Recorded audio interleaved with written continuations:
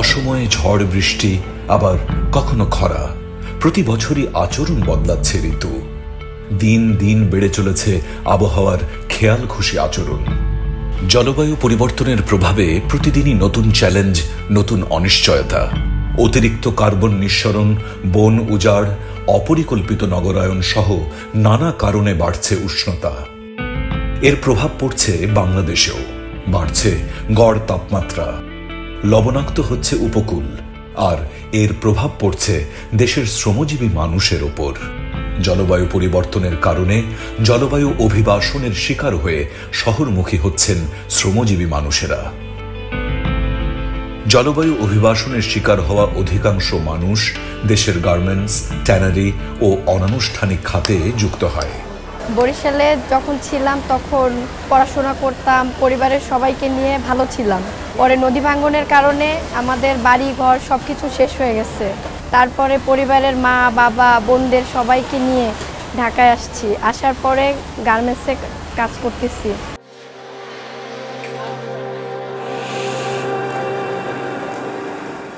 আমার বাড়ি বোলা, লবণাক্তর কারণে ফসল নষ্ট হয়ে যাচ্ছে।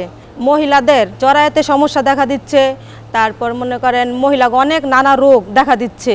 আমি টিকতে না পেরে ঢাকায় এসে ট্যানারিতে চাকরি নিছি। আমি আগে কৃষি কাজ করছি, জমিনে অনেক ফসল হয়েছে, এখন তেমন ফসল পাতি হয় না। তা কোনো কাজ না পায় পরে রিক্সা নিলাম, রিক্সা চালাইতেছি। তো যে গরম এই কুলায় না। জলবায়ু পরিবর্তনের কারণে ফসল কম হচ্ছে, নদী শুকিয়ে যাচ্ছে, নদীতে মাছ পাওয়া যাচ্ছে না। গ্রামভিত্তিক যে কর্মসংস্থান ছিল সেগুলো চরমভাবে বিঘ্নিত হচ্ছে এবং শহরমুখী কর্মসংস্থানের জন্য মানুষজন ছুটছে। বৈরী আবহাওয়ার কারণে শ্রমিকরা কাজ করতে গিয়ে নানান সমস্যার সম্মুখীন হয়, যার মধ্যে অন্যতম স্বাস্থ্যগত সমস্যা। গরমে বাসায় যাওয়া আসাতে খুব সমস্যা হয় আমাদের। গরমের জন্য মানুষের হিট স্ট্রোক হয়, আমরা অনেক অসুস্থ হয়ে যাই। গরমে পরান অস্থির লাগে, মাথা ঘুরে, মাথা ব্যথা করে, বমি বমি আসে। আজকে 3 দিন ধরে খুব জ্বর, রোদের কারণে অসুস্থ হয়ে গেছি। জ্বরের কারণে আজকে 3 দিন ধরে কারখানায় যাইতে পারি না, আমরা তো শ্রমিক, ডিউটি করতে পারি না। স্বাস্থ্যগত সমস্যার পাশাপাশি উৎপাদনশীলতায় বিরূপ প্রভাব ফেলছে আবহাওয়ার অস্বাভাবিক আচরণ। অতিরিক্ত গরমের কারণে আমরা টার্গেট ফিল আপ করতে পারি না। ফ্যান চললেও আমাদের অনেক গরম লাগে, কাজ করতে অনেক কষ্ট হয়। আবার অনেক মানুষ অসুস্থ হয়ে গেছে, অ্যাবসেন্ট করে আসে না।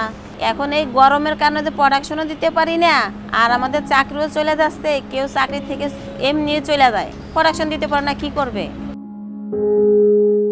এদের দেখা যায় যে চাকরি পেতে যেভাবে একটা সমস্যা হচ্ছে এবং যাও কর্মসংস্থানের সাথে জড়িত হচ্ছে, দেখা যায় যে আমাদের কর্মসংস্থানে যে ধরনের সুযোগ সুবিধা থাকার কথা বা যে ধরনের অধিকার থাকার কথা সেগুলো কিন্তু আমাদের দেশে এখনো নেই।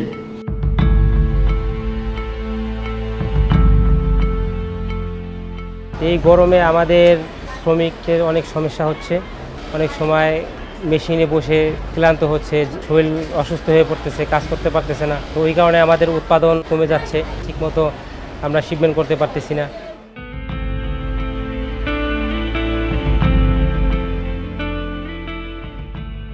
আমরা সবসময় হাল কৃষি করতাম, এখন তো নদীতে ভাঙার পর হাল কৃষিও করতে পারি না। কোথাও কোনো কাজ জানা নাই, শেখা নাই, সেই জন্য আর কি আপনার এই কাজ করতেছি।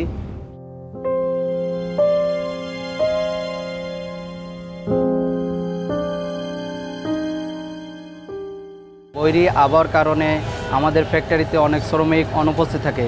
10 জনের জায়গায় যদি 2 জন না আসে, আমাদের কাজের প্রতি প্রেশার হয়, আমাদের অনেক পরিশ্রম হয়।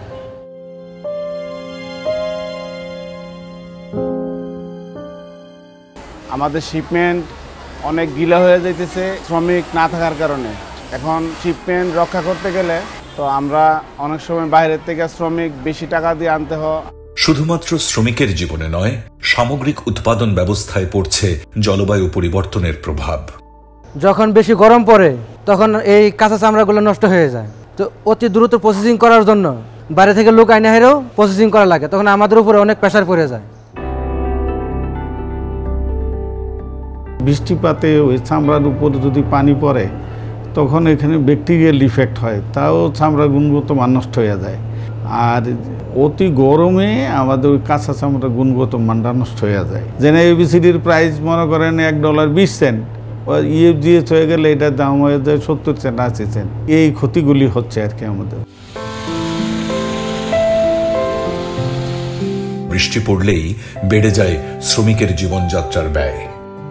বৃষ্টি হইলে আমাদের রাস্তাঘাটে অনেক পানি জমে যায়, তাই আমাদের আসা যায় অনেক সমস্যা। গাড়ি ভাড়া বাড়তি চাইতেছে, এই ভাড়া দিতে গেলে আমাদের সংসার দেয়া গেছে আমরা টাকা পুষাইতে পারি না, হিমশিম খাওয়া যায়। শিল্প কলকারখানার বিভিন্ন বর্জ্য, রাসায়নিক মিশ্রিত তরল আশপাশের নদীতে ও কৃষি জমিতে মিশে যায়, যার ফলে পরিবেশ দূষিত হয়, যা আবার শ্রমিক ও স্থানীয় মানুষদের ক্ষতিগ্রস্ত করছে ও জলবায়ু পরিবর্তনে ভূমিকা রাখছে। আগে মনে করেন ছোট সময় ক্ষেত খোলার কাম করতাম, 15 বছর পাওতাম। আর এই যেখানে গাঙ্গে নদীতে মাছ এখন নাই, বছরে ওরা কেমিক্যালের পানি একবার। এখন গোসল করবে গেলে পানিতে নামলে শরীর চমকা। জলবায়ু পরিবর্তনে ক্ষতিগ্রস্ত এসব শ্রমিক ও তাদের পরিবারের জন্য নেই কোনো সুরক্ষা ব্যবস্থা। আমরা যখন গ্রামে ছিলাম লেখাপড়ার পাশাপাশি খেলাধুলা করতাম এবং খেলার অনেক জায়গা ছিল। আর এখন হচ্ছে আমরা ঢাকা আসছি, ঢাকা হচ্ছে গ্রামের মতো খেলাধুলার জায়গা নেই, আমরা এখন খেলাধুলা করতে পারি না।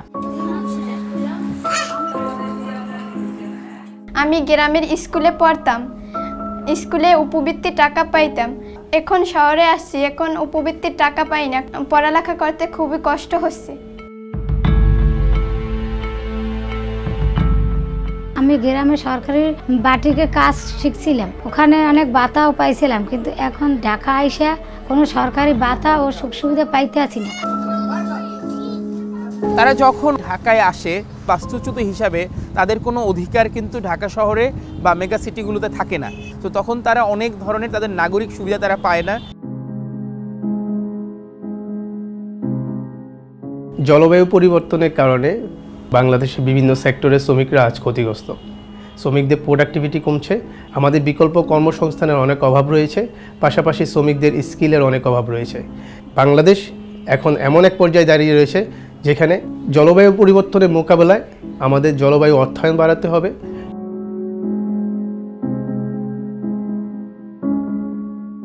যে মানুষগুলো ঢাকায় জলবায়ু উদ্বাস্তু হিসাবে স্থানান্তরিত হচ্ছেন তাদের একটা নিবন্ধন দরকার এবং তাদের সেই সামাজিক সুরক্ষাগুলো, সামাজিক সুবিধাগুলো নিশ্চিত করা দরকার। আর এর জন্য যেটা প্রয়োজন সেটা সমন্বিত উদ্যোগ। বাংলাদেশ জলবায়ু পরিবর্তনে সামান্য অবদান রাখলেও অন্যতম ভুক্তভোগী দেশ। জলবায়ু পরিবর্তনের কারণে আমরা সবাই ক্ষতিগ্রস্ত হচ্ছি, তবে সবচেয়ে বেশি ভুক্তভোগী হচ্ছে দেশের শ্রমজীবী মানুষ। এই সমস্যার সমাধানের জন্য ক্ষতিগ্রস্ত শ্রমিকদের দক্ষতা উন্নয়ন, বিকল্প চাকরি ও সামাজিক সুরক্ষা নিশ্চিত করার জন্য জাস্ট ট্রানজিশন বাস্তবায়ন করা অত্যন্ত জরুরি। জাস্ট ট্রানজিশন বা ন্যায্য রূপান্তর এখন আমাদের সময়ের দাবি। জাস্ট ট্রানজিশন নীতিমালা যদি প্রণয়ন হয়, শ্রমিক তার অধিকার ফিরে পাবে, তার সামাজিক সুরক্ষা নিশ্চিত হবে, তার জন্য বিকল্প কর্মসংস্থানের সুযোগ সৃষ্টি হবে, পাশাপাশি সে তার স্কিল অথবা দক্ষতা বৃদ্ধিতে পরিপূর্ণ সহযোগিতা পাবে। জাস্ট ট্রানজিশন নীতি প্রণয়নের জন্য আমাদেরকে ট্রেড ইউনিয়ন, মালিক, শ্রমিক, সরকার, ডেভেলপমেন্ট পার্টনার্স, আন্তর্জাতিক এবং দেশীয় সংস্থাসমূহ একসাথে কাজ করতে হবে।